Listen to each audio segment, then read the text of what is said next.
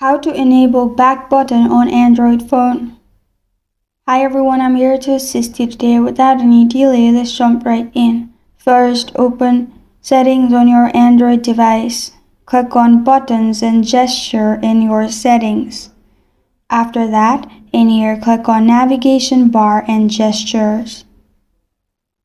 In here, simply click on Back Home Recents, which is the first option.